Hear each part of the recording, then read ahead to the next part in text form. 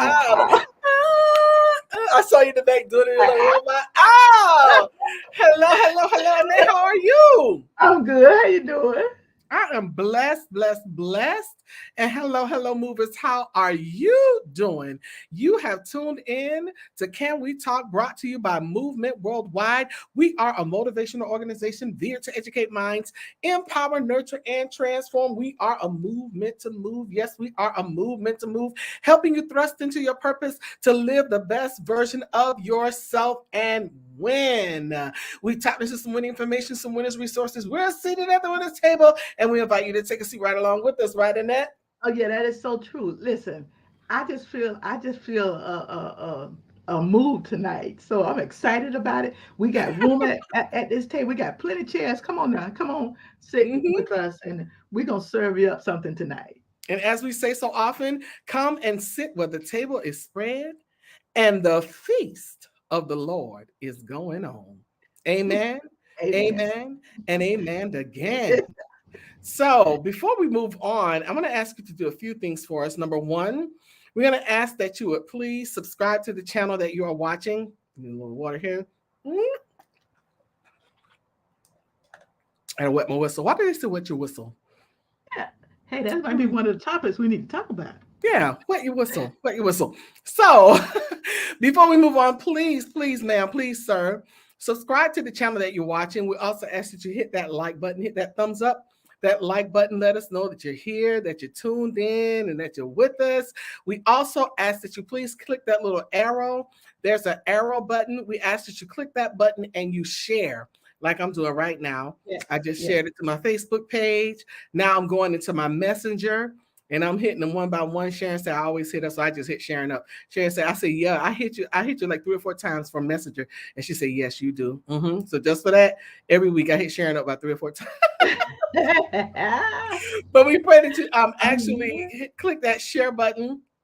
Share this broadcast with Lottie, Dottie, and everybody. You can share it in your messenger. You can share the Facebook link into your DM. You can DM people. You can also share it from YouTube. You can click that arrow, that share arrow, and you can copy the link and share it in text message. You can share it in email. You can post it to your pages. You can post it on Instagram. Just send it everywhere. We want to get everybody tuned in because, as always, we have a great conversation that we're waiting to have with you. Hi, Francesca.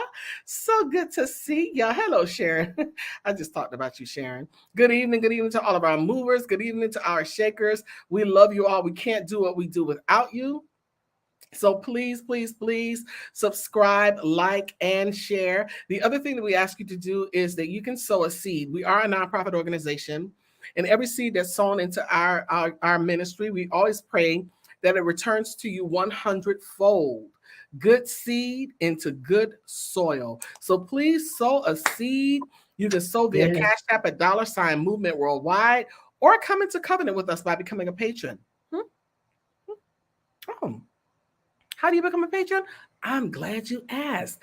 You become a patron by going to our website, and which is movementworldwide.org. There's a red button at the top that says become a patron. You can click that button. It will take you to patreon.com, where you can set up your account and you can set your amount. We ask for $12 a month. That's 40 cents a day. But guess what? Whatever the amount is greatly appreciated.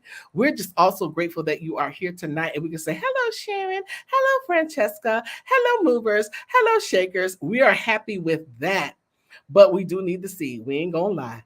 And we ain't too proud to beg. We gonna let you know we need the seed because we need to keep things moving. We are the movement, and we have to keep things what? That's right. Moving. Yes, we are Movement Worldwide. So with that being said, you can also follow us everywhere you see that globe above Annette's head. Everywhere you see that globe, please follow us, Movement Worldwide, on all social media platforms. And you can also email us at info@movementworldwide.org. So now Without further ado, we're going to get into the first part of our conversation. We start off our conversation each and every Wednesday night at 7 p.m. with our transformational topic. And that transformational topic is where we take idioms and phrases and we break it down. We go from the word, we go from, some practical and information, just some overall information that just make you go, hmm. Yeah, we stole that from Arsenio Hall. He ain't been out in 20 years. So, it's ours now. So our transformational topic tonight, hook, line, and sinker. Hook, line, and sinker. This expression was first recorded in 1865, and it alludes to a fish swallowing not only the bait, but the baited hook, and then the leading sinker and the entire fishing line between them. So he took the whole hook, the line, and the sinker. In more modern time expressions, it means this: doing something or trying to achieve something with thoroughness and passion. It means you don't want to go half in, you want to go all in. You want to be thorough. You want to uncover all bases. You want to make sure that you've exhausted all alternatives. So you're grabbing a hold of that thing, Annette, with what's the name of your new business? Exquisite Designs. I couldn't even think of it. Exquisite Designs. Okay. I do know, y'all. I don't know. Hook, line, and sinker. You weren't trying to half do it, but you bought like all these machines and then started learning and then started taking lessons and then went and did a show. Yeah. Hook, line, and sinker. You weren't playing with it, were you? No. Nope. So with that being said, that's what we're talking about tonight. We're talking about going all in. We're talking about not holding anything. I mean, we ain't holding no bars. We doing this thing hook, line, and sinker. And here it is. There's a saying today, go big or go home. Yeah. Hello, Lola. Hi. Hello, beautiful ladies. Oh, I'm a beautiful lady. Thank you, Lola. So I am so excited about, this topic because it kind of reminds me, this really speaks about me because I don't hold back. I go all in. See, there's a big difference between doing something half-heartedly and doing something with passion. If you are not all in, it's very noticeable. And in a lot of cases, it can be very annoying. Because you claim to do something, you claim to know something, you claim to be about something, but it's very clear that you're not. And have you ever seen a situation where the followers are more excited and more, ready than the leader? It's like you show up to something, you on time, you there, you ready. And the leader walk in, they even comb their hair, got flip-flops, looking like who done it. And everybody there dressed to the nine and ready and excited, bright-eyed and bushy-tailed, and they walk in like, how y'all doing? So we claim to make ourselves available and so ready for what we're going into. And then here's the key though, in that then we get mad at God when we don't see benefits of the stuff that we do. I've been working. I've been doing all I can. Oh, hello. We got some more folk that joined. Yes. Hello, Jassy. Hello. Ask me how you go all in. Ask me. Who's that saying? Ask me how you go all in. I can't see the name if you're on Facebook group. It must be Linda. And hello, Bishop Keys. Good evening, my great Holy Ghost leaders. Hallelujah. Oh, glory to God. But the way you go all in, and here's the thing, when you're going in hook, line, and sinker, you don't do that with a slothfulness or a laziness. We get mad with God when we don't see the benefits, when we don't reap what we think we ought to see. But the Bible does say, and I don't know, correct me if I'm wrong, Annette, correct me if I'm wrong, Bishop, but I think the Bible, my Bible says that which a man soweth shall he also reap. Yeah. So if you sow a lazy seed, then you get a lazy harvest. And that is something that we have to be mindful of when we're mad about what we don't see. Oh, it was Valerie. Hi, Valerie. When we're mad about what we don't see. when we're mad about how we don't see the benefits of the things that we think we ought to see. We think we should see all of these wonderful blessings and God just turning things over. Hello, Gina. All of this stuff. We think we should see all of these wonderful things, but have we really done the work? I say this to artists all the time. They're like, but I've been working. I've been doing all I can. I've been on the grind. I'm like, you're saying industry conversation. That's industry talk. Everybody says that. Oh, I'm on the grind. Oh, yeah, I'm on the grind. Yeah, I'm all in. I'm doing everything I can. Ooh, child. Ooh, what are you doing? Your child tired. Just got out the bed. Ooh, child, I'm so tired. I'm so tired. But the truth be told, you just got finished watching binging on Netflix. So you're not really tired, because you haven't really exhausted every measure. And I'm talking about me sometimes now. I'll do this and I'll be sitting around like, child, like I ain't got nothing to do. And I'll say, Anita, you say you weren't going to do this today. And look at you. I'll be talking to myself just like that. And I'll get myself up off the couch and come in my office and get to work. It's harder for me because I'm an entrepreneur. And if I don't do it, it doesn't get done.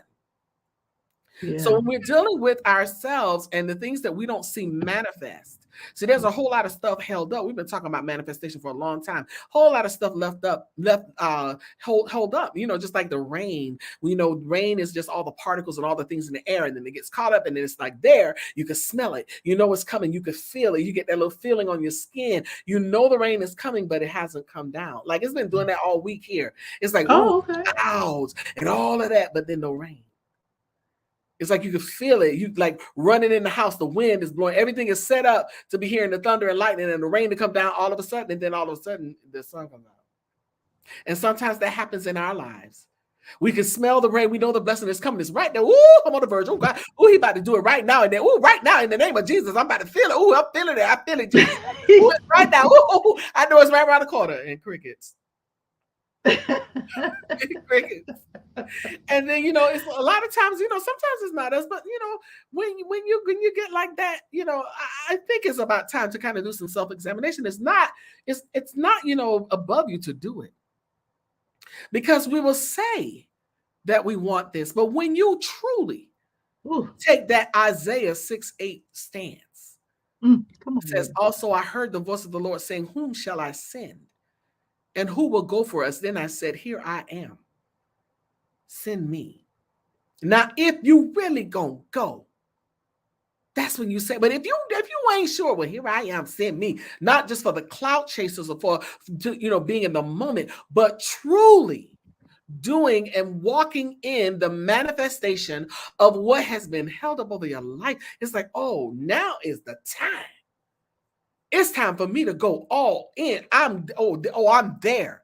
And if you are really there, then this is when you need to get in the mirror and examine yourself and examine your heart and examine your intentions.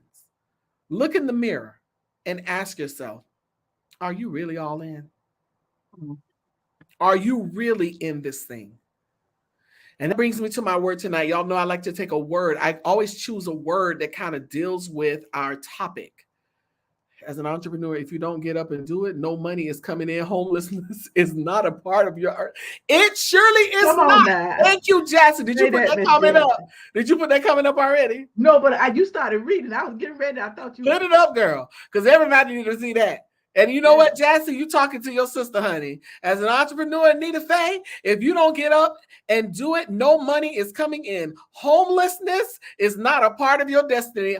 In the name of Jesus, it is not a part of my destiny. So therefore, I need to get up off the couch. Thank you for reminding me, Sister Jackson. Anita. You done blessed your sister, huh? Ding, ding, ding, ding, ding, ding. Okay. Wait. Hey, Jesse, we don't bring out the bells until it's time for us to do our tea time topics. That's when we bring out all the sounds. But sister girl, you done caused me to go and pull out my bag of sounds, because that right there deserves ding, ding, ding. There you go, right there. That's a ding, ding, ding moment. Ding, ding, ding, ding, ding. But yes, so here's the thing. You have to ask yourself, are you committed? That's the word I'm going to use today, is commit. And the word commit, I like to take a verb and deal with it from a transitive and intransitive tense. A transitive verb needs an object to make sense. An intransitive verb makes sense without one. And I'm dealing with the word commit tonight. Transitively, the word means to bind or to secure. The intransitive tense means to form a cohesive mass. See, when you decide, when you commit to whatever you're committed to, you want the manifestation of God's blessing. You want to bind and secure. You want to secure what God has for you. All of that he says that he would open up the windows of heaven and pour you out a blessing that you wouldn't have room enough to receive. Oh, you want that. And you want it to come down in droves and to form this big cohesive mass that can't nobody break apart. That's what commitment will do for you. When you are committed, when you commit to the work of the Lord, when you commit to what you set out to do, let me tell you something. Stop setting goals that you don't commit to. And I'm one of those people who will commit, and I will stay. I tell people all the time, you will quit long before I do. I tell my students all the time, you will never see me quit. Ask Annette. You will quit before I do. I will never give up. I won't stop. I will show up every time. I don't care how many times it took me to teach Annette how to change the color of her logo. I was determined. I don't care how many times it took me to teach Annette how to put an attachment on an email. Her daughter came in and did it in 2 seconds. In 2 seconds. But I don't care how many times it took. Sister girl now working on cricket machines, making stuff and doing all kinds of stuff. None of it she could do a year ago, 2 years ago. Right. But I'm going to tell you what commitment does. Commitments bring results. Commitment will make you bind. It'll make you secure all that has been set up for you so that you can grab a hold to your blessing, grab a hold to your destiny, grab a hold to your purpose, hook, line, and sinker. And yes. Your thought. Yes. Oh, girl, hey, listen, and she is telling the truth, y'all. This is not a made-up story, so you say, woe is me. No, I couldn't even do nothing. I was clicking. I worked on something so many hours, and I finally broke down and called Anita and said, oh, go there. I said, okay, 2 seconds, But I refuse. I don't give up. I refuse. The only reason I'm not sewing now is because I got some other projects to do, but I'm going to be sewing soon, trust me. But I wish I was down in your area. We have one of our members who is very, very loyal, sews. If I was down in that area, I'd be like, excuse me, could you have me sew? Okay. Francesca, you need to, Francesca give you some serious lessons. Oh man, she's a seamstress. I just want to sew one, honey. Yes, Bishop, commitment brings results. 100%. I'm a living testimony of the truth. But I never gave up. Mm-hmm. I'll laugh about it. Anita tell me something. I said, oh, that's what and I said, hey, I like click, still got it wrong. But eventually never gave up. I never gave up. And I do quite a bit now. Yeah.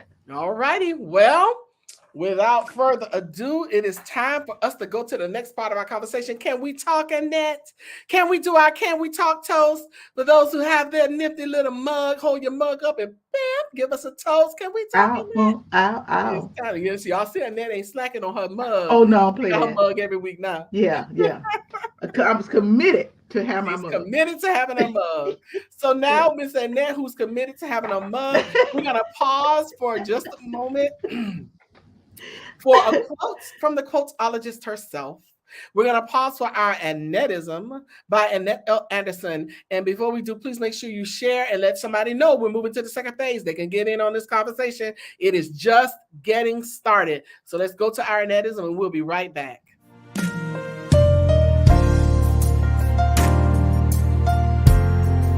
As the sun begins to peep through the cloud, God's presence is speaking to me, oh, so loud.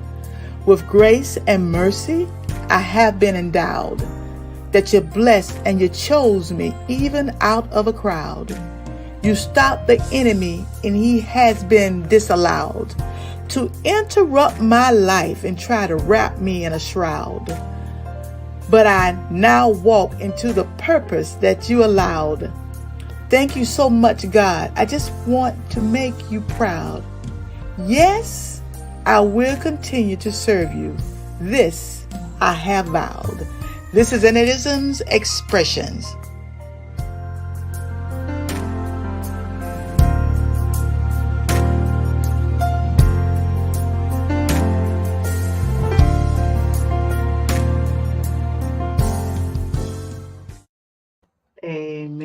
And just something about Annetteisms. Um, because of Anita, I always did right, but because of Anita, I've been pushed to a level that I never thought. But she was saying, you need to do one every week. I said, every week. But again, I was committed. And so, sometimes I can write them in 5, 10 minutes, and sometimes it takes a day or so. But the commitment, it means a lot. And now they're there, and I'll be able to use them always. So there's something to be said about commitment. But anyway, I just wanted to share it and give Anita her kudos, because I was not going to do that. Oh, no. But anyway, we're going to get ready for the power tool. There are some matters and experiences that causes people to become hurt, fractured, or broken spiritually and emotionally. Oh my God, how many times have I witnessed, not only my own life, but so many people now struggling? Oh man.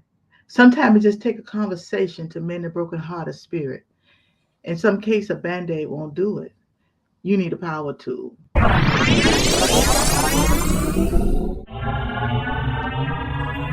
Power tool. And very quick, so many times with the power tool, so many times I see somebody recently committed suicide. I didn't know her, but I knew her dad. And I always said to myself, if I could have only got to her.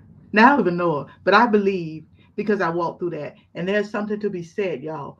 I know we want to run our mouth, but you don't know what people are struggling with. People are really struggling. But anyway, I'm going to go ahead with the power tool. The power tool tonight is hold up. Hold up. Scare tactics no longer works. Hold up. Scare tactics no longer work. It don't work anymore. And that's in our churches. And all my life, I've been in church, I've been scared. I'm not talking about the word of God. I'm talking about how the word was used to scare. Okay. Well, this is a question I get asked sometimes. It really bothers me. What church are you going to? What organization, are you with? And if you say, I'm not really going to church now, I'm just doing something, or why are you not going to church?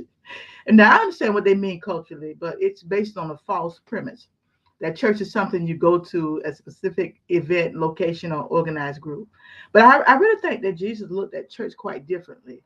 He didn't talk about it as a place to go to, but a way of living, a relationship to him and to other followers of his. And of course, I know we're supposed to come together. I understand that, but I think sometimes we get mixed up. And if I don't go, if you're not part of AME, Church of God, and Church of God in Christ, and the list go on and on, and the Baptists and the Methodists, if you're not a part, then some churches really believe that they're the only ones going to heaven. I got bad news for them. That's not true. I know many people who live outside of these structures and find not only an ever deepen relationship with God, but also connect with other believers that run far deeper than they found in institutions. And I can attest to that. I'm talking my own personal life. I've been more committed, read my Bible more, and follow God more. I really have, since I stepped out and did the things that I believe I've been called to do. I haven't lost any of my passion for Jesus or my affection for the church. If anything, those who grow, if anything, I believe that a lot of people who stepped away, and maybe God have called you to do something. I'm not saying leave your church. That is not what we're saying. But we're saying sometimes, the scare tactic causes people to say, wait a minute now, I don't think I'm going to go there. And I wonder sometimes, even if Jesus would come back and he come and say, and say, this is my house. I'm going into my house. What would Jesus say if he walked into some of our churches? Especially when we say, well, Jesus said this and Jesus said that. But he would say, wait a minute, I ain't haven't talked to you in a whole year. So I don't understand why I'm speaking to you all of a sudden in the house. But, that's another story for another day. But we make huge mistakes, and we assume that fellowship takes place just because we attend the same event together. That's not necessarily fellowship. Yeah, we're supposed to come together. Yeah, there should be organization. Yeah, fellowship happens when people share the journey knowing Jesus. It consists of open, honest sharing, genuine concern about each other's spiritual well-being, and encouraging for people to follow Jesus however he leads them. But so many times we think, because the Bible says don't we must assemble ourselves together as believers.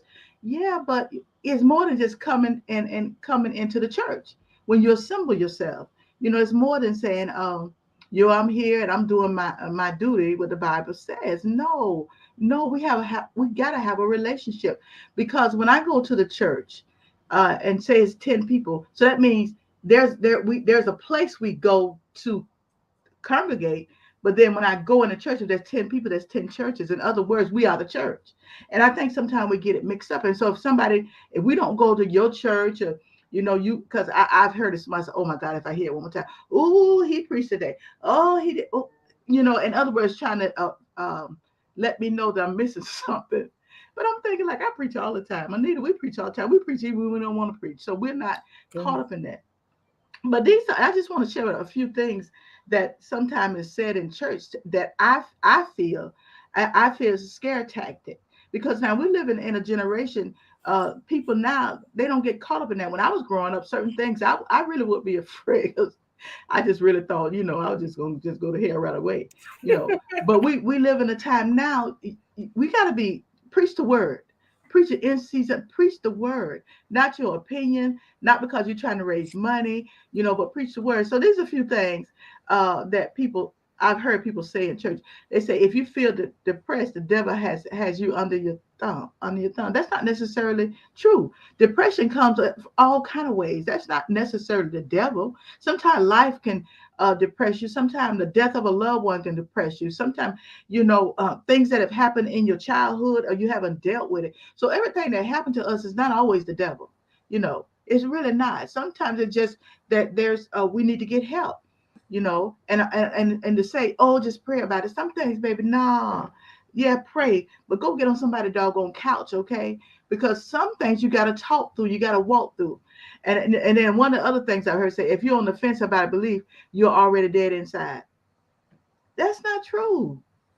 When you're on the fence, sometimes I know the Bible says you need the hot or cold, but sometimes when you're on the fence, you're trying to make a decision what you feel like is right for you. Now, I know we like to say, certain things, but when you first come to God, you don't understand all the cliche. You don't understand all those things that we say in church. You don't understand that. And then also, this is one of the big things, and we talked about it before, that you're cursed with a curse when you don't give your tithe to the church. And what used to bother me is that God's money.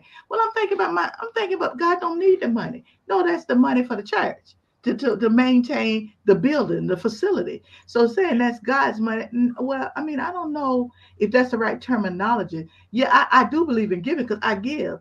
And I think we should, but I say something like something wrong. What because God made the money, so He don't need to get your money, and y'all holding God's money. Oh, but that's what Like, I'm just saying what I've dealt with. And then the political and the social issues. It used to be a time a political person who was running for office, whatever, couldn't get up in church and tell you who to you vote for. Now they preach more about politics than they do Jesus. I'm like, well, wait a minute, what has happened to the church? When I back, when who was running, I was like, one time I was trying to watch TBN, and it wasn't TBN, one of the other stations, and it was several different preachers, and every one of them talked about Trump.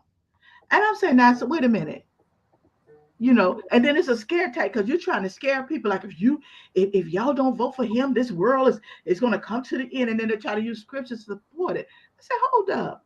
No, if I'm going to come to church, if I'm going to get up and put on makeup and whatever, and stockings, I don't wear stockings no more, Jesus, thank God.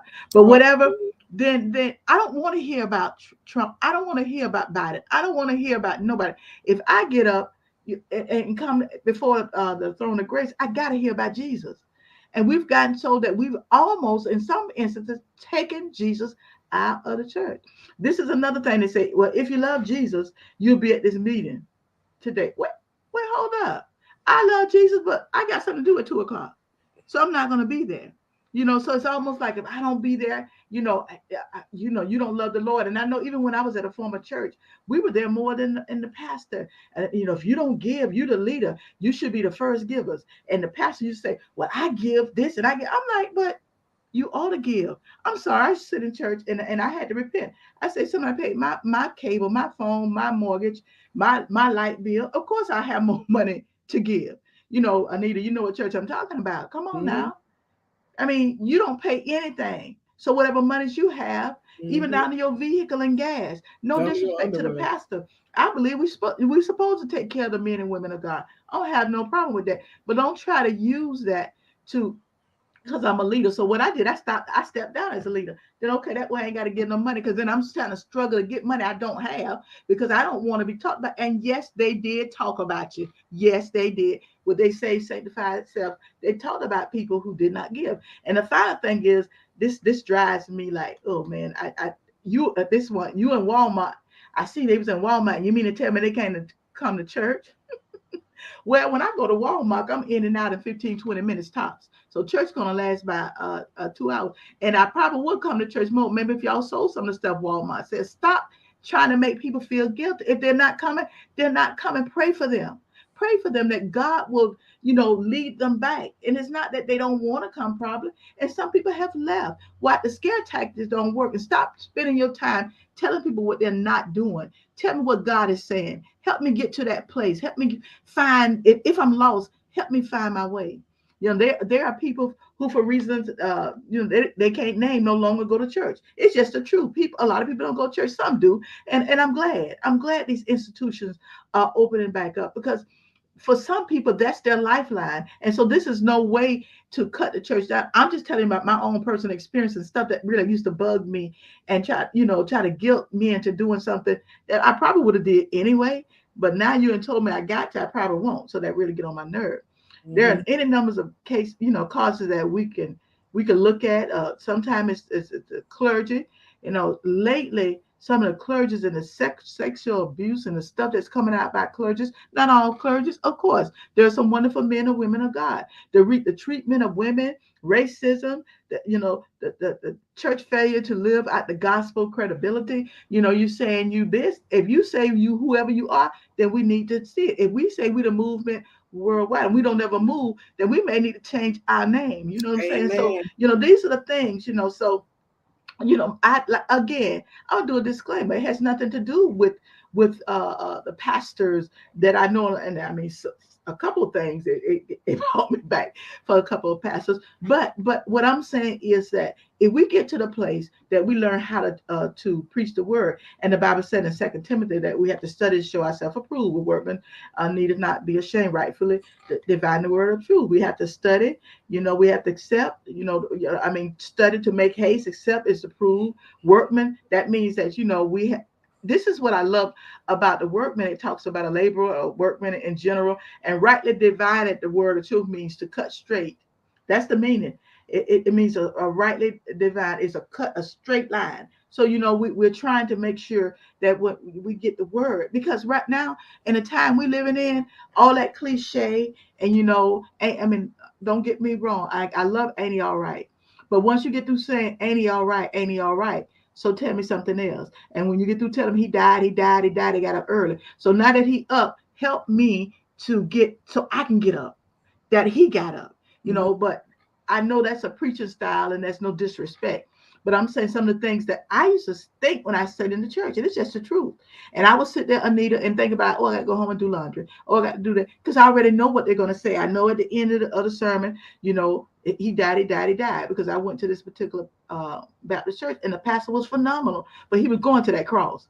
I don't care what he was going to the He cross. died. Yeah, yeah. But my thing is, okay, he got up, but I love that. But I'm living in a time, where there identity crisis. I'm living in a time where people say they them, those, and there. I'm like, well, who are you? I'm living in a time that people are offended if you don't call them because they what is it, transgender, all that. I'm living in a time, that the people are so cruel and here even in Orlando they road rage and the man got out and shot the woman. We living in a different time, so we need the unadulterated word of God. So hey, listen, y'all, scare tactics don't work no more. Mm-mm. Mm-mm. It don't work no more. I'm sorry, y'all.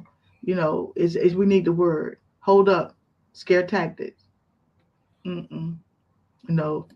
Because if I don't tell me I'm cursed with a curse, I'm gonna say that I'm cursed because, but but then I used to sit in church like, but if I'm cursed with a curse, why the Bible say he reigned on the just as well as undressed? Unjust. I'm like, wait a minute. So that means I got to go back and study that to see what he's saying. So don't use that to make me try to give, because what you say it said is not what it said. When you, even if you don't have to be a scholar, just do the word search. Just read the background to it. You know, who they talking to, why they're saying it, and Wasn't you'll to the know. people. Yeah. So yeah, that's it. So the scare tactics don't work no more. They don't. And you know what? We're living like you know, and you said this a few times. We're living in some strange times. We talked about this Yeah. the other day about strange fruit. And we're living in those strange fruit hanging tree times because there are so many households for generations that people don't know who Jesus is.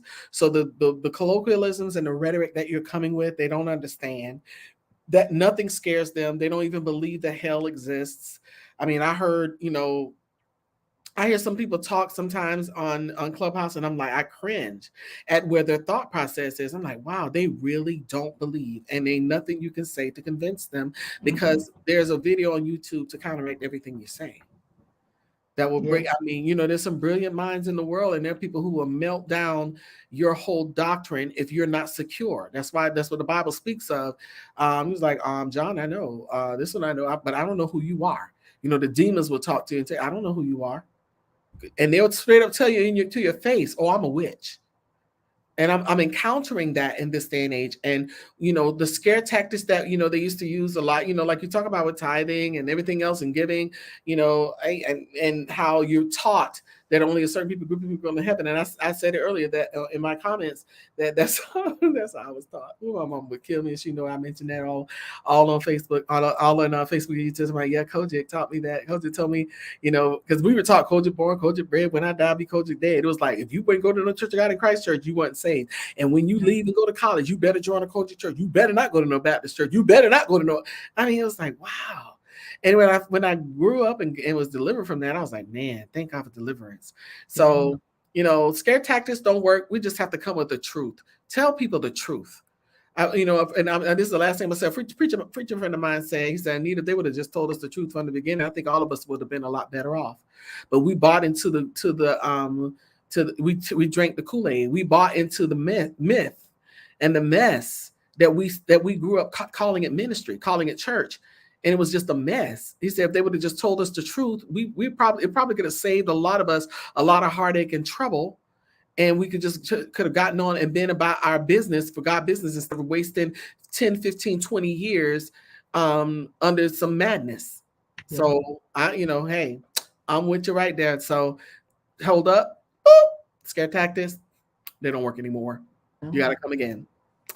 All righty. Thank you for that, Annette. That is a hard to have conversation because I know It is. people like my denomination and my church and my pastor and I done tithe and I remember when I gave my last and then God blessed me. I don't care. That's your business. You know, listen, you can write about it. Send us an email, info@movementworldwide.org. Yeah. That's right. I gave my life and it was a check in the mail the same day. It was already mailed to you if it was just the next day. Annette. No, Hey, no disrespect. I'm just no saying. No, no, disrespect, but no. Annette, No, no, hey, no. Annette, you got one right there. No, But because you're right. yeah. You're right about it. You're And right yet about there's power in that. There's power in that. it. Mm-hmm. There's power in that. We cannot take away. But I'm saying when we take that and twist it and turn it to Mm-hmm. use it to, kind of make the people feel a certain way. That's what I'm saying. The word is supposed to cut and it's supposed to heal, but we're not supposed to cut. And a lot of us are cutting. It ain't the word. It ain't the Amen. word. Amen. Mm-mm. Well, all right, good people. Y'all heard it here. I told y'all about that power tool. I And know so, those are hard. I can't. Sometimes I hate to woo, do them because no, we're not know-it-alls. mm-mm. No, But we're we have to not. have the conversation because Yeah, there are a lot of people who want the truth and who are left out of the truth, and nobody will really just break it down. So, and what we do. And I guess that's why we don't go to nobody church. That's why God that's called us. probably why I got. They say That's no, why I'm God not got married. us in parachurch and marketplace ministry right now. Yeah, Because I'm not gonna sit up and just hear the foolishness and deal with and just say, "Oh, that's all right." No, it's not all right. It's not all right. All right, good people. We're going to pause for a commercial break. Listen, it's not over because we got a few tea time topics for you tonight. Don't go anywhere. Share the broadcast. Let somebody know they're coming back with the favorite part with Francesca. Francesca going to get off that sewing machine now and go get her mug so she can sit down and come and get the tea. Yes, yes, yes. But before we do, we're going to pause for a commercial break. We'll be right back in just about a minute. Walk into your God-given destiny with power and conviction with Power Walk Sunday. Each and every Sunday at 10 a.m. live on multiple platforms.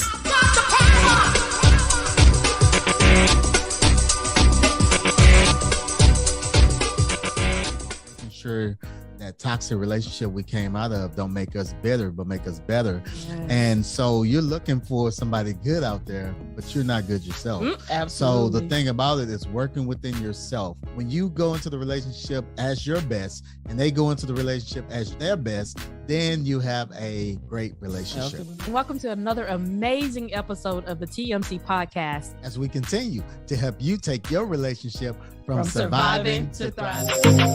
TNT, that's Tuesday Night Talk with Annette L. Anderson, every Tuesday night at 9 p.m. live on multiple platforms.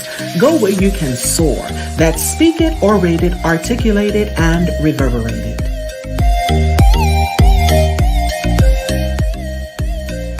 When we eat well, we live well, and all will be well. Go to elbewell.com, join the journey, and take your life back.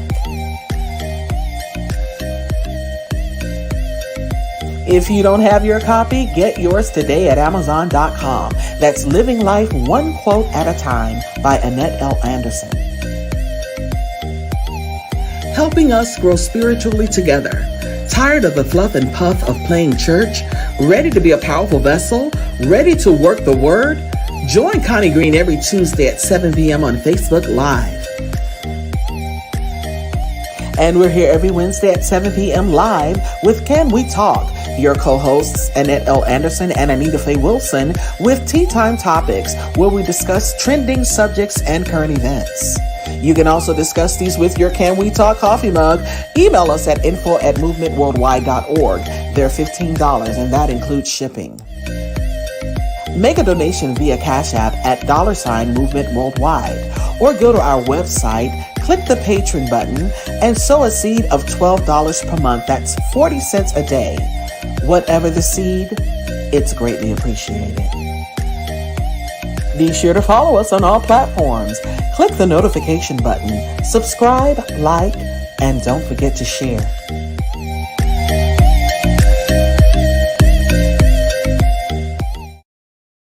It's that time. Tea Time Topics. Yes, Tea Time Topics. I love Tea Time Topics. This is my favorite part of the show. I see Annette. Go, Annette. It's time for the Tea Time Topics. There's a lot going on in the world, y'all. Lord, there's a lot going on in the world. Pay attention, my people. Pay attention and know what's going on. Roe v. Wade is overturned. After a leaked Supreme Court draft opinion threatened to roll back Roe v. Wade, a final decision Friday morning did just that, with the majority of justices casting votes to return authority over abortion rights to individual states. The ruling reverses 50 years of precedent from the landmark 1973 case that gave women in the United States the right under federal law to terminate a pregnancy, and a subsequent 1992 decision, Planned Parenthood versus Casey, that largely maintained the right. The case from Mississippi is called Dobbs v. Jackson Women's Health Organization. Read the court's decision here. The Constitution does not confer a right to abortion. Roe and Casey are overruled, and the authority to regulate abortion is returned to the people and their elected representatives. The Supreme Court was sealed off with a security barrier as demonstrators on both sides of the issue gathered in anticipation of a ruling. The justices did not meet in person to announce their decision as they had in the past, leaving it to its website to post the opinion. Oh. Supreme Court of the United States blog reported the decision at about 10:10 a.m. Eastern Standard Time. And broadcast networks broke into regular programming with the news. The draft opinion, penned by Justice Samuel Alito and Clarence Thomas, Neil Gorsuch, Brett Kavanaugh, and Amy Coney Barrett, joining him in the majority to overturn Roe, was leaked to Politico early May. The final vote was cleared 6-3, with Chief Justice Roberts occurring in part and Justices Stephen Breyer, Sonia Sotomayor, and Elena Kagan dissenting. In his concurring opinion, Justice Clarence Thomas wrote that the court, in light of this decision, should reconsider precedents in cases that protected the right to contraception, sexual relations, and same-sex marriage. Roberts, in his concurring opinion, wrote that he would not go as far as to overturn Roe, but he would uphold the Mississippi law in which the ruling was based. The law makes abortions illegal after 15 weeks of pregnancy, shrinking the legally allowed time for women to have the procedure. The three justices wrote in the dissent that a majority says from the very moment of fertilization, a woman has no rights to speak of. Wow. A state can force her to bring a pregnancy to term, even at the steepest personal and familial costs. An abortion restriction, the majority holds, is permissible whenever rational, the lowest level of scrutiny known to the law. And because, as the court has often stated, protecting fetal life is rational, states will feel free to enact all manner of restrictions. Wow. Now, I know it's a whole lot of people who just don't really know what this really means, Annette. Because if you think that this is about abortion, then I think you need to go and do some research and understand what this really is about. Now, we can have our differences about whether or not, an abortion is an option for you, an option for me, or whomever. But this thing is so much bigger than that. Your thoughts on that? Yeah, it's very interesting. So if you're going to do that, then we need universal health care for these women who's going to have these babies that maybe they don't want. Because a lot of times, a lot of women don't even get medical care for various reasons. Mm-hmm. And what I find interesting is we carry it on more. We care about, it's my right not to wear a mask. You all in the stores rolling around on the floor. And it's your right, all in school, carrying on the governor. Yeah, I'm going to go there, the governor. He running around talking about, oh, they don't need to have masks. So you telling them about their rights as, my right, my body. But now it don't matter about your right or your body. Because abortion would, it's not for me, but I don't have a right to tell somebody else what they should or should not do. It's between them and their God about it, how they handle it. And I'm like you, please. It may not be a right choice for me. Yeah. But I can't say that I would want to force a young 13-year-old girl who got pregnant from her father by rape should have the baby. I think it should be her choice. Yeah. I see somebody wrote going through. Somebody wrote, and I commented, somebody said, well, the baby's innocent. It was saying about, 13. I say, show us a 13-year-old. Now what? Exactly. She innocent too. Exactly. So were the exonerated 6, but y'all wanted to send them to the death penalty. Little boys for a crime they didn't even commit. Mm-hmm. And they knew they didn't commit in the form of who was exactly. And they know they didn't do it. So but it's bigger than that. It's bigger than abortion. It's about control. It's about, rights. And now if they can, now that they have the conservative court in their favor to this magnitude, everything that they've been wanting to do from affirmative action to healthcare to everything else is in jeopardy. So our whole entire existence as we know it is changing. And I hope people are paying attention. Because you're going to wake up one day and be like, wait a minute, I can't do that. I can't go here. I can't. No. Remember back when? That's what's happening. And that's why it's more important than ever that we pay attention to these elections that are coming up. Because these are the ones that matter. The ones that deal with our states. They really, really matter. Because woe unto us for this next election. That's all I got to say. So I'm going to leave that alone. But I can tell you right now, the process is a reversal was unconstitutional. Yes, it was unconstitutional. They did not follow protocol. You are absolutely 100% correct. And it is about control, because this is what they have been wanting to do all along anyway. And now they're gaining that control. And this is the boldest. They made the boldest move first. And I knew it was coming. And it came right at the time that they wanted it to come. But I'm here to tell you, one thing you have to remember, that I don't care if you the former, the current, the vice, in Congress, or on the Supreme Court, there is a higher court, and his eyes are not closed, and you better be careful. Period. All right, fellas, take us. Hey, we still on that vein, but we take us to the next one because we got another little vantage point. Moving. We keep it moving. All righty. This is so good already. Samuel L. Jackson is weighing in on the fallout around the Supreme Court's latest ruling. The Academy Award honoree, he's 73, called out Justice Clarence Thomas after Thomas suggested that the court should reconsider other key decisions, including 2015 case establishing the right to same-sex marriages.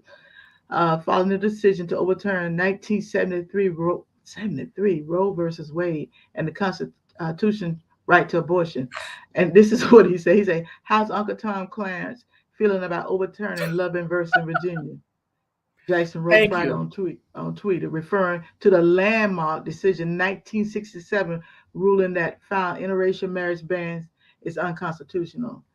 In future cases, we should reconsider all the courts ruling due process precedent, including Griswold, Lawrence, and Albert Fall. I don't know. I'm sure I know what that is. But anyway, because any due process decision is erroneous. So they've done some things. We had a duty to correct the error established in these precedents. He said, this is Thomas. This is Thomas. Now, he ain't talking about, in fact, he married a white woman, because that was one of the ones too. But Kavanaugh said something about it.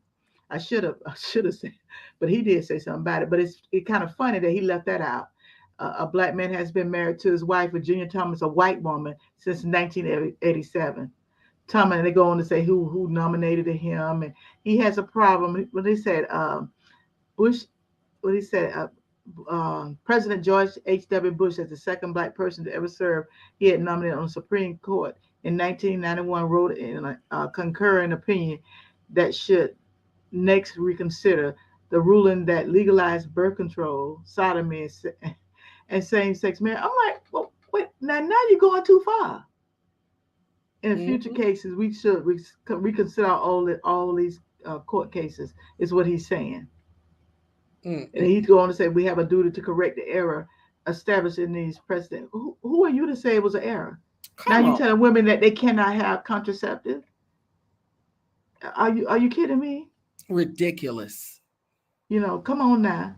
Well, then my first, fine. If you want to do it, let's talk about your white wife and see if we can overturn that. Since you want to overturn something, because that was illegal. I don't care. Ridiculous. Yeah, I don't care, because I have plenty of people in my family white. So there's nothing against that. I'm talking about him, since he wants to overturn everything. Let's overturn that one. Thank you. Let's start with your little Sally, and see what happens. Not his little Sally in that. Yeah, I don't know where I got Sally from. But you know what?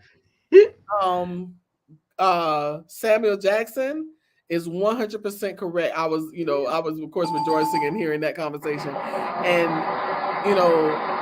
it goes to show you that there's 150% accurate that there's some pillow talk going on in his house.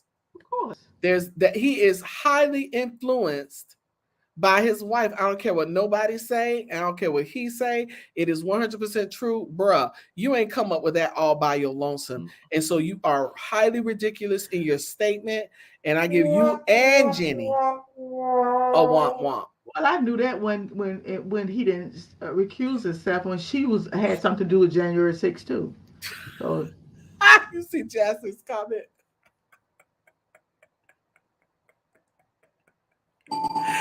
ooh, Jassy. You know, Jesse gonna come with it. That's what I love about our movers. Our movers ain't shame. Jesse gonna come with it 100. You hear me?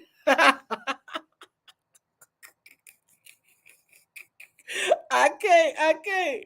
But you know what? She's 100%, right in the thought. I mean, I get it, of course. I ain't saying I wish nothing on him or nothing like that. Oh, no. I want him to live long and prosperous, but I want him to live long enough to see that you're not the king, and you're not God, and how dare you try to make those decisions? Not because you really care about the people. I don't believe you care. All lives matter. Shut up. No, they don't. All lives matter till they don't matter at all. That's how that is. And that's why the young man died on that funky road, because it didn't matter. So let's not go there like you care. Didn't matter at all. So, hey, Jesse got a whole amen corner. I agree, Jesse. Yes. So, hey, at the end of the day, he better be careful before his own little world come crumbling down while he's trying to crumble down everything else. Oh my goodness, I just can't. Come on, fellas. Moving. We keep it moving. Ooh, it's a lot going on in the world. Wait a minute, do I have the right one? No, I don't have the right one. Don't have it, Annette. It should have been him and the woman. Iconic Great Day in Harlem. Photograph 57 jazz musicians. Is that the one? No. The one that about the guy. We're still on the. Oh, you're right. That's I'm sorry. There you go. Boom, boom, boom. I put up the wrong picture, y'all. Here we go. This right here. Off-duty cop, ex-GOP state Senate candidate allegedly attacks a political opponent at abortion rights. A Republican candidate for Rhode Island State Senate dropped out of the race on Saturday after a video that went viral allegedly showed him punching his Democratic challenger in the race during an abortion rights rally in the wake of the Supreme Court's overturning of Roe v. Wade. In a video filmed Friday night, Rhode Island Democratic State Senate candidate Jennifer Rourke is seen at a rally outside the State House protesting the Supreme Court's ruling ending the right to abortion. The video shows tensions escalating with people throwing punches at each other. Rourke alleged that her GOP challenger, Jean Lugo, punched her in the face. Lugo is a Providence police officer who was off duty at the time. The Providence Police Department announced Saturday that it launched a criminal investigation and an administrative review of the behavior of an off-duty officer during the protest on Friday night involving the assault of a female. The Rhode Island State Police said Lugo was arraigned on Saturday. Following a joint investigation between the state police and the Providence Police Department, Lugo was arrested on a state police affidavit and charged with simple assault and disorderly conduct. He was released on a personal recognizance and assigned a reassignment date next month. He's suspended with pay from the Providence Police Department while the incident remains under investigation. Speaking to the Providence Journal following the incident, Lugo claimed that Rourke had become physical with him, but did not deny punching Rourke. Dude, really? Are you serious? I'm not going to deny, Lugo told the Journal, of the punching allegation. It was very chaotic, so I can't really tell you right now. Really? Everything happened very fast. In a sense, removed tweet posted Saturday afternoon, Lugo announced that he is ending his bid for a state senate. I bet you are. I've decided now is the time to now is the right time to seek office. Therefore, I will not be running for any office this fall. Lugo tweeted, according to multiple reports. Lugo's account is no longer active, according to CNN. Rourke filed a report for the Providence Police Friday night and with the state police on Saturday morning. Rourke has reportedly seen at a local hospital and told CNN that she had a headache and ringing in her ears as a result of the altercation. The Rhode Island police officer accused of punching the woman at an abortion protest while he was off duty was suspended from his job with pay Saturday while the Providence Police Department conducts a criminal investigation to his actions. This is ridiculous. Yep. And it's a video out there showing that he punched. Yes, it is. Yes, it is. Yep. And the thing is, you know, when you look at it, she said it says Senate candidate Jennifer, chairman of the Rhode Island Political Cooperative, on Saturday morning tweeted a video of the alleged assault. I am a reproductive rights organizer and state Senate candidate. Last night, after speaking at our Roe v. Rally, my Republican opponent, a police officer, violently attacked me. This is what it is to be a Black woman running for office. I won't give up, she wrote. Off-duty cop, ex-GOP state Senate candidate allegedly attacks political opponent at abortion rights. That is what the headlines say. So you doggone Skippy that you're going to drop out of the race. Yep. The evidence. Because you stooped so low. You stooped so low to the point that yes. Yeah, he hit her. Oh, yeah, he hit her. Oh, hit her. Look it up. Yeah. He hit her. Jennifer Rourke. You'll see. Look at it. It's ridiculous. He should be under the jail. Ridiculous, ridiculous, ridiculous. And you know what? I'm like, see, it wouldn't have been, well, I'll tell you about me. they'd have still been surgically removing my foot from him. Still, to this day. It'd be and then it would be a landmark surgery. I think she was stunned though. But you know what? That's why you can't get people be all passionate and just listen. She had a right to her opinion. So what if you didn't like it? You know, and now we got more and more little coward men hitting women. Why? Mm-hmm. Okay. She should have had something for him. Yeah, but that's all right. Yeah. One thing is where were the men? You up there because you don't like her opinion. Because you know what, a lot of men, not all men, but that's what I said. Women to shut up. That's what I said, Jassy. Where were the men? Where were the brothers? She said, where's her husband, brothers, uncles, male cousins? Someone needs to have a chat with him. It was a lot of people there. I think somebody may have tagged him. I don't know, but it was very chaotic. Mm-hmm. You know, but why is it that, you know, we can't speak our mind? So what if you don't like it? Too bad.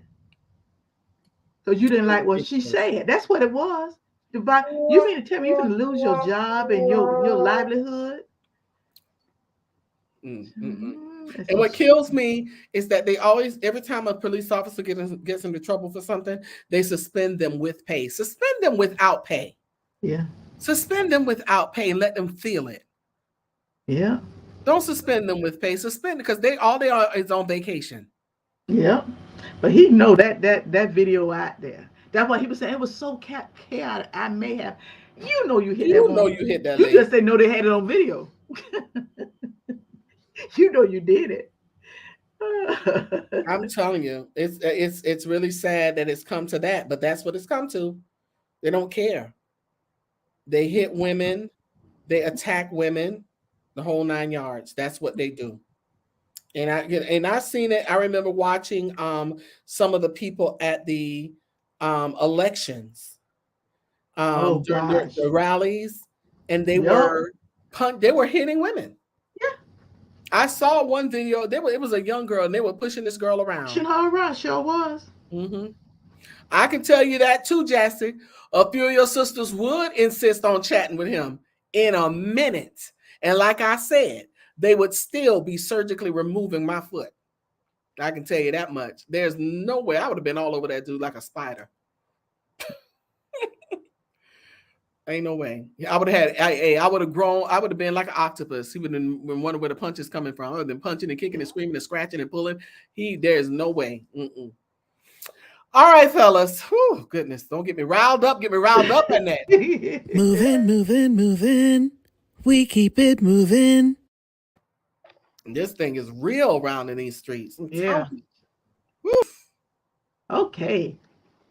Okay, the iconic A Great Day in Harlem photograph of 57 jazz musicians taken by Art Kane in 1958 was the inspiration for the recently created A Great Day in Animation photo of 54 Black professionals in animation. The homage was the brainchild of a Disney visual effort supervisor Marlon West, who GBN is exceedingly proud to have it as a regular wait a minute, check on when a contributor, I'm sorry, Lord, what is wrong with me? Let me back up. Who GBN is extremely proud to have as a regular contributor. Check out this latest music. It talks about the music of Juneteenth. It was taken just a few weeks ago by Randy Shropshire with Jeffrey. These are jazz singers, so I don't know enough about jazz. Anita probably do. Jeff Aspa as production lead. For decades, West has been moved by A Great Day in Harlem, as well as Gene Bach's Oscar-nominated film of the same name, which documents how the photo came to be. So that's how they took that photo that was taken in 1958. Is amazing. It's just amazing. I've had a framed copy of the photo in my office or somewhere 30 years, West said. And I thought it would be cool to do the same thing with black folks. Let's just say black folks. Animators. Okay, yep. Aided by his friend and colleagues Bruce Smith, Peter Ramsey, and Everett Downing Jr. West began putting together lists of professionals to include, and he went on to say what all they did, whose work in 1959 Sleeping Beauty made him Disney's first ever black Animator. Wow. animator. I did not I know. didn't know that. Sleeping Beauty made Disney's first Black animator. In 1959. Wow. Okay. and his close collaborator, wow, Leo D. Sullivan. I did not know that in the original photo. So he's in the original photo. Wow. He's in the original photo. Of course, he got other people, but he's in the original photo. And I did not know. I read it, but I guess I didn't read it well because if I did, I would have learned how to pronounce some of these words, number one. But it was amazing that I didn't know. So these are the things, Anita, I didn't know this. In 1959, that's the year I was born. So we're talking about 63 years ago. Oh, yeah. So, yeah, this is amazing. These are jazz singers. The first photo was jazz singers, musicians. Yeah. That's amazing. That's a good story. Yeah. And this is the kind of stuff that we don't learn about a lot. And I'm so grateful that Annette finds a lot of these stories so that we're able to brush up on some of our history besides the same things that we always hear about. But then too, there are some things that are just coming to light in the day and age of where they're trying to whitewash all of our history out of society and just fighting against us. Even everybody needs to know the contribution that Black people had to this country. But and everybody you're right, Nita. But they don't want people to know. But it's it has backfired because now people really searching. Okay, because look what we're finding. We're looking now like, you don't tell me what I can. You may tell the schools what they can do, but you can't tell me what to do here in Daytona. Say that one more time, preacher. Say that one more time. The school, you may do the schools, and that's only the schools. But other than that, you don't tell me about my history, what I can and cannot teach and tell folks. Yeah, so that's the thing. All right, now y'all heard it here. Y'all heard it here. And Annette done gave us a word today. But no, this is what it pushes up, Nita. Some of this stuff, I ain't never heard this. I didn't even know about this dude, this in 1959. I ain't never heard this stuff. Why? Because I'm not saying, some of us just weren't privy, and some of us, didn't try to learn stuff. And then on the flip side, they hid a lot of stuff. But that's all right. We're digging it out. It's like digging for gold. Like, that's a good story. Well, great story. Great story. Awesome. Applause. And everybody, I apologize me chopping up names because I will chop a name up, chop it up, and spit it out. Not chop it up and spit it out. She said, that's amazing. Most of the stories regarding Walt Disney is racist and stated he refused to hire blacks and Jews. Wow. Wow. That's And crazy. But he you know what? had That's true though. wow. Hmm. So we Hmm. don't always get the real story. Nope, we don't. And then it's just like that to have to be the case because considering how many things black people actually did that were covered up or swept under the rug, or just like even the invention of Coca-Cola, you're still drinking Coke. It was invented by a black woman. You're still stopping at the stoplight. That was invented by a black man. You're still having brain surgery. Hello, first performed by a black person. So there were several things that we are still functioning today in history that down through our history we have not known what the origin was. But yet and still black people were made to feel like less than human and like we weren't smart enough to even do anything. The devil is a liar, and that's why we need to teach our children, change the mindset, change the mentality. Whew. All right, fellas, take us to the next one. Moving, moving, moving. We keep it moving. Moving right along, moving right along, moving right along. It's pretty. Yes, Robin it is. Thede is staying in Warner Brothers Discovery family. The creator of and star of a Black Lady sketch show, which recently renewed for a fourth season by HBO, has struck a 3-year overall deal with the premium network. It comes after she previously signed an overall deal with Warner Brothers Television in 2020. Thede will create content exclusively for HBO, HBO Max, and Warner Brothers Television under the new pact. She is a creator, star, showrunner, and executive producer of a Black Lady sketch show. And it's the first sketch comedy series to be written by, directed by, and starring Black women. The show has earned 8 Emmy nominations and 1 win, and is once again vying for a spot in the variety series category alongside series such as Saturday Night Live and Amber Ruffin's show. Other projects include the feature Fashionably Black for HBO Max, which is being produced by Michael B. Jordan's Outlier Society. And last year, she was developing a reboot of 1980 sitcom Perfect Strangers that she was set to star alongside London Hughes.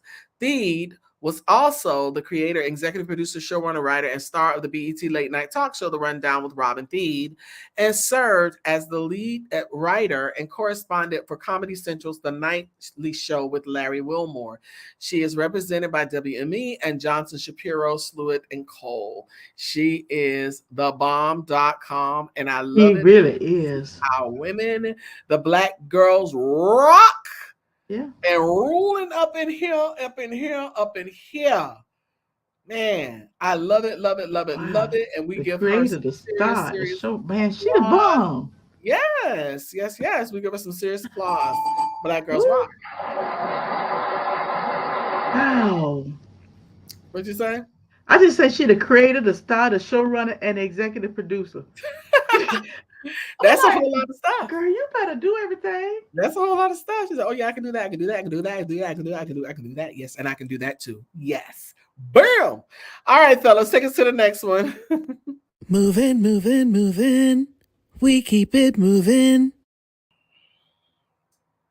All right, this is a good story. I'll be honest. I really thought this guy was deceased. I Yes, feel so girl, I bad. did too. That's why, I usually don't put people on I try not to put them on the thumbnail if they're deceased. And so when I saw it in your lineup, I was like, oh, he's still alive. I had to look it up He's to make still sure. alive. Wow. I ran across. I said, "Oh, okay." I said, "Wait a minute, he's still here." But anyway, Andrew Jackson Young Jr., born March 12, 1932. He's 90 years old. An American politician, diplomat, activist, and clergyman who served in the United States House of Representatives. He led the Civil Rights Movement. He also served as the executive director of the Southern Christian Leadership Conference. Young was also a close friend to Martin Luther King Jr. He later joined politics and was a U.S. Congressman for Georgia, U.S. Ambassador of the United Nations, and became the 55th mayor of Atlanta. A pastor at several Black churches in the South, Young became active in the civil rights movement, especially in voters registration drives. His work brought him in contact with Dr. Martin Luther King Jr., and Young joined with King in leading the Southern Christian Leadership Conference. Following King's assassination in 1968, Young worked with Ralph Abernathy until he resigned from the SCLC in 1970. Young grew interest in what is that? Mahatma Gandhi's strategy of nonviolence resistance as a way to get social change. Young encouraged African Americans to get registered as voters in Alabama. He was getting death threats while doing this, and during this time, he became a close friend of Martin Luther King. Boy, they talked about a close friend of Martin Luther King quite a bit. In 1972, Young became the first African American representative to get elected to Congress.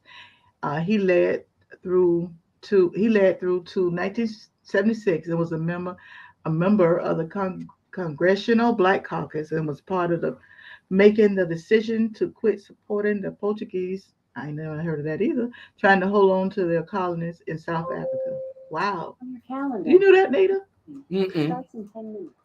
Okay. He also sponsored legislation that helped establish the United States Institute for Peace. He was an early supporter of Jimmy Carter. Jimmy Carter, another one that's been around since almost Jesus. And after Carter's victory in 1976 presidential election. So he had a thing. He liked Carter. I did too, actually. Young was made the United States ambassador to the United Nations in 1977. Okay, his apparent sympathy with the third world made him very controversial. And he was finally forced to resign in 1979 after it became known that he had met with representatives of the Palestine Liberation Organization. In 1981, Young was elected mayor of Atlanta, and he was reelected to that post in 1985, serving through 1990. Wow. And that's the story of Andrew Jackson Young. And I felt really bad because I honestly thought he was deceased. You see what Jesse said? What? Black people would kill folk off in a minute without a bullet or a weapon. I know. I didn't know. I'm sorry, Jess. I had the man dead, child. I didn't either. I don't think she didn't know either. None of us knew. Everybody was saying they didn't know that he was still alive. I really did not know he was still alive. But praise the Lord. So, but you listen, to still be here after having done all of these things. Yeah. And I know in a sense, it has to be a little gut wrenching to see some things overturned, like what's happening with Roe v. Wade, and he's at the age in his life, knowing where things have come from and knowing where things are going and what that's really about. I'm sure that has to be a hard pill to swallow at 90. Yeah. Considering all that you've contributed, but we do applaud his life and his contributions. Yeah, and he's still here. Thank God. Applause, applause, applause. Even though we will kill folk without a bullet. Come on, fellas. Moving, moving, moving. We keep it moving. Oh boy. God, that is so true. All righty. On to our next tea time topic. That's funny. Wait a minute. I'm in the wrong place. I'm always in the wrong spot because I don't be following along. I don't be looking. A Balanced Life. Nikki Frank, fencing legend. I used to want to fence so bad. It used to look so interesting. You did? I didn't know anybody who fenced. I wanted to. Actually took a couple of lessons, like at one point, and I was kind of getting into it, but it was a lot. It's a whole lot of discipline that I was, I wanted to do it for fun. It looked more fun than it did actually doing it. Longtime Temple women's fencing coach and retired college public health faculty member Nikki Frank, one of the most revered figures in her sport, reflects on mentoring generations of young women. As an athlete and as a coach, it's hard to imagine a resume more glittering than Temple women's fencing head coach Nikki Frank's. She was a member of the 1976 and 1980 U.S. Olympics fencing teams and a two-time U.S. Fencing Association national foil champion. She launched Temple's women's fencing team from scratch, building what had been a club team into an NCAA Division I powerhouse. She was the first Black woman to ever coach an NCAA fencing team and remains the only Black woman to do so. Her Temple teams have earned 874 victories in NCAA competitions, making her one of the winningest, and that's how they put it, one of the winningest collegiate coaches in the sport. She coached Temple into NCAA championships, women 14, 1991 to 1992. She co-launched a nonprofit organization to Black Women in Sports Foundation to encourage more Black women to become leaders in the world of sport at all levels. And after nearly a half a century of coaching, she is still pushing Temple fencing to new heights. Just last season, Temple fencing defeated top-ranked Notre Dame and on the way to achieving a number 5 national ranking, the highest in team history. I've always had a balance in my life, which I think is really important, Frank said. I've never been one to have all my eggs in one basket. That was one of the things that helped me deal with the 1980 boycott. Losing the Olympics was devastating, but it wasn't my entire life. That perspective has benefited the hundreds of Temple fencers and public health students whose lives have been touched by Frank, perhaps none more so than Camille Thompson, CST 12, a fencing star at Temple, a member of the U.S. national fencing team and 2021 Olympic hopeful, who is now balancing life as a medical student at Reuters Robert Wood Johnson Medical School. With her training as an elite fencer. Even now, a decade after graduating, Thompson speaks often to Frank and sees her as at competition. They talk about school, family, training, and about possibility like Frank Thompson might lose her chance to compete as an Olympian because of factors that have nothing to do with sports. Our relationship has not changed at all. She makes sure I am good, in good mental state and feeling good about myself, but she also gives me a little push if I need it. Great story. Yeah. Great story. Great Yeah. story. Great story. Man, And you know what? awesome. That's a sport that I have a lot of respect for because I understand the magnitude that it takes. She said, I thought, oh, she was still Oh, answering. she talking Last year, she feels shame. Yeah, I did too. I really don't know why. I mean, like I said, we are awful. But you know, hey, it's an honest thing because you know, Yeah. you see somebody in the public eye, you don't know if they're there or not. Yeah. But yeah, so we give hats off to this sister. What you think Yeah, about her? yeah, man. Yes, that's I've awesome. learned so And to much pour into stuff. the lives of women, pour into the lives of people. Amazing, amazing, amazing. All right, fellas, take us to the next one. Moving, moving, moving. We keep it moving. Oh, she's pretty. The Young and the Restless, Michelle Morgan, made Daytime Emmys history on Friday as the first Black woman to win Outstanding Lead Actress on a daytime drama for her role as Amanda Sinclair. And this is what she said. She said, I do not do anything in my life without first thanking God. Come on now. Morgan said it at the top of her emotional Emmy acceptance speech embedded below. She said, she said, she said, thank you so much. This is epic. Morgan went on to thank her parents, her sisters, and husband, who I dragged out of here to LA and who let me work and follow my dream, as well as the agent who met me years ago and believed in me at times when I didn't believe in myself. Morgan then took a moment to acknowledge, I am in shock. Before thanking the hardworking crews of daytime dramas and then delving into the significance of her win. She said, I am so immensely proud of our generation. We are breaking glass ceilings left, right, and center, she said. I'm so honored to be a vessel and to experience this moment. And it is because of everyone who's out there today proving the world that we can and we will do this thing called equality and unity together.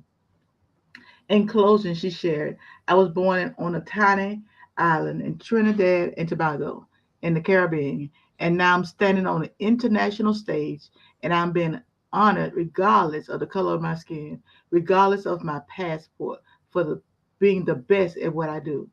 And now there are little girls all around the world and they're seeing another step forward and know that no matter the industry, no matter the vocation, no matter what, they can strive to be the best of what they can do. Not only can achieve it, but they will be celebrated for it. And so that's her. That was a very good speech that she gave. Mm-hmm. Miss All righty. Michelle All Moore. righty. All righty. Yeah, That's right. She better come on and thank God. yeah, Hallelujah. Thanking God. Giving honor to the Spirit of the Lord, who is the head of my life. And then you better testify in a minute. Glory, hallelujah. All right, very good though. That that's an accomplishment, and sometimes stuff like that will catch you off guard. You don't really realize how much of an impact you're having in society, and then you get an award or something like that. Yeah. Amazing. Hats off. We applaud Yes. her. Black girls rock. Awesome. Black girls rock, y'all. I'm telling y'all, Yeah. we're taking over. Who run the world? Girls. Who run the world? Girls. Oh, who run the world? Girls. Come on, fellas. Moving, moving, moving. We keep it moving. All right, for our last tea time topic here. Born in 1935, Mamie Johnson grew up playing baseball.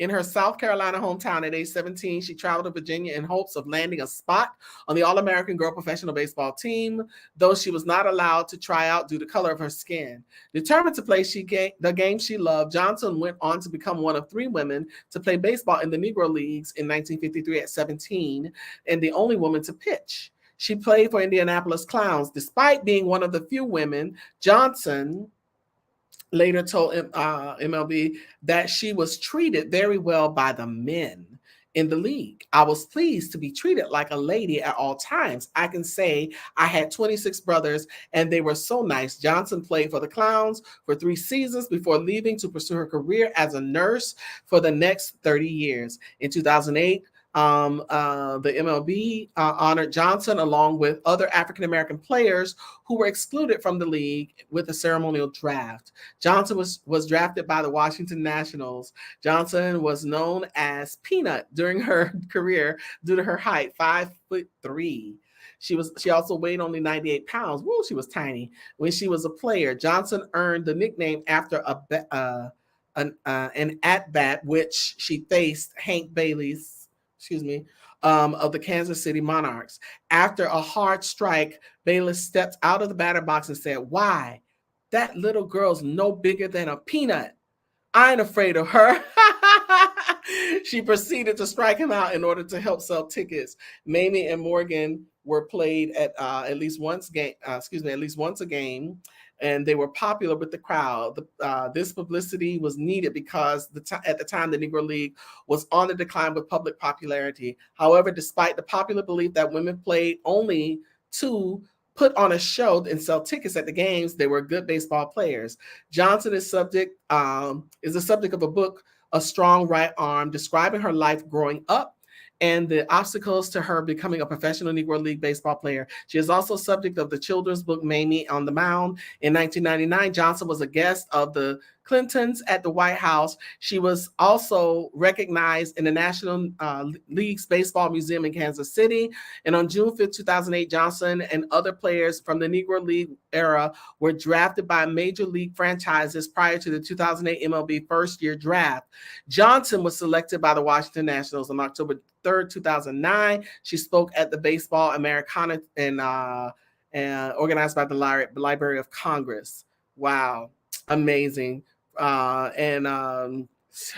She's also featured in the Baseball Hall of Fame in Cooperstown, New York. Johnson's hometown of Ridgeway also named a street in her honor. Wow. Little tiny Peanut. She looked little too on that picture. Mm-hmm. Wow, that's amazing. It's good to see stuff like that. Peanut stood tall. You better say that. Peanut stood tall, y'all. She stood tall and struck her brother out. Yes, she did. And we applaud her and give our accolades to this historic situation. This story. Amazing. Your thoughts on that? Yes, I loved her story. Oh my gosh, that she still. That's called perseverance. Mm-hmm. That, okay, you may stop me, but that ain't got nothing to do with what God has for me. Mm-hmm. Yeah, they stopped her, but she was still end up playing. So, that's phenomenal. Right. I really loved her story. Yep. Well, good people, we have come to the end. I'm so glad we had this time together. But we gotta go. Thank you all so much for tuning in to Can We Talk, brought to you by Movement Worldwide. Before we go, please, ma'am, please, sir, hit that like button, subscribe, and share this broadcast. It will still be up.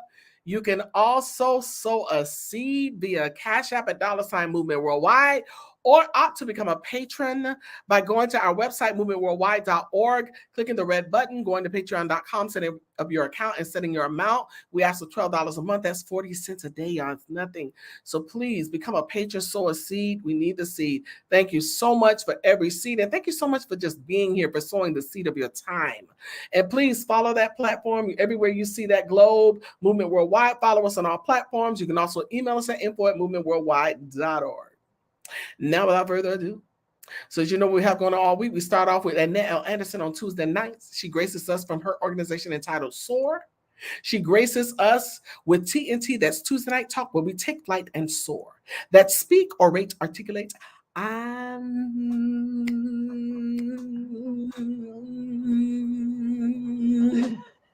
reverberate.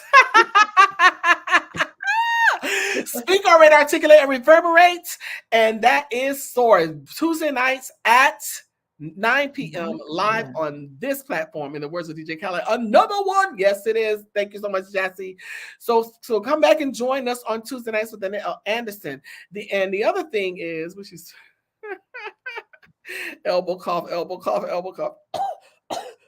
All righty. And we also are right back here on Wednesday nights, right here, same time next week. Join us. Come back for Can We Talk? Wednesday nights at 7 p.m. where we have our transformational topic, the things that make you go, We have our power tool, that hard to have conversation that everybody want to sweep under the rug. And we have our tea time topics, the tea time topics that we just ended, that we love so much. We come from the news, we keep it light, we keep it real, but we give you the truth. So join us every Wednesday at 7 p.m. live here on Facebook and YouTube. And then on Friday, if you're not on Clubhouse, you need to get on Clubhouse because that conversation gets gooder and gooder and gooder and gooder and gooder. And then gooder and gooder and gooder and gooder and gooder. So join us on Clubhouse every Friday night at 8 p.m. in the Movers and Shakers room for a fiery conversation, finding balance all year long. And if you don't know how to find it, if you can't locate it on the app, if you don't know what to do,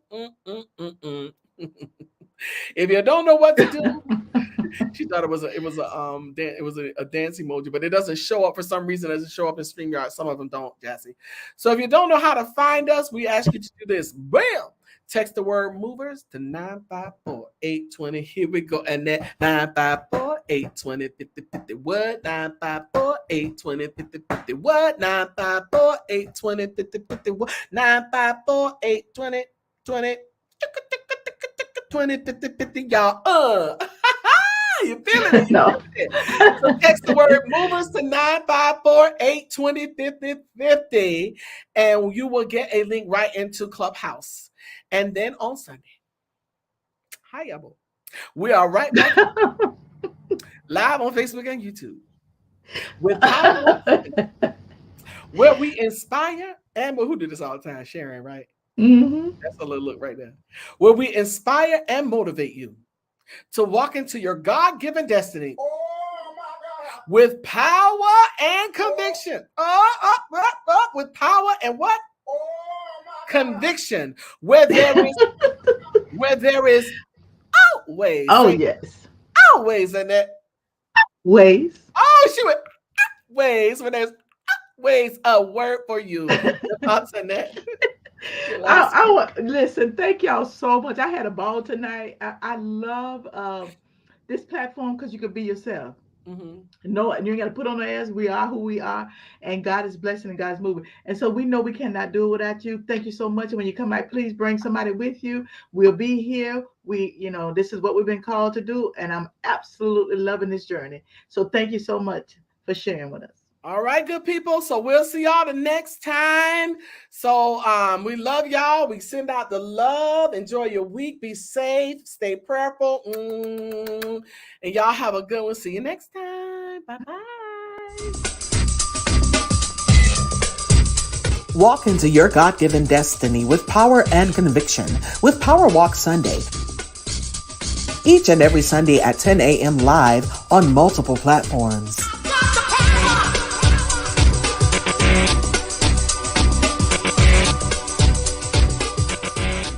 Sure that that toxic relationship we came out of don't make us bitter, but make us better. Yes. And so you're looking for somebody good out there, but you're not good yourself. So Absolutely. the thing about it is working within yourself. When you go into the relationship as your best and they go into the relationship as their best, then you have a great relationship. Welcome to another amazing episode of the TMC podcast. As we continue to help you take your relationship from surviving to thriving.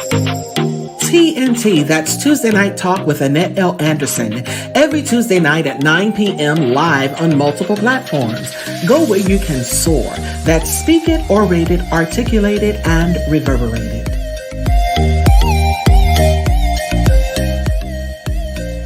When we eat well, we live well, and all will be well.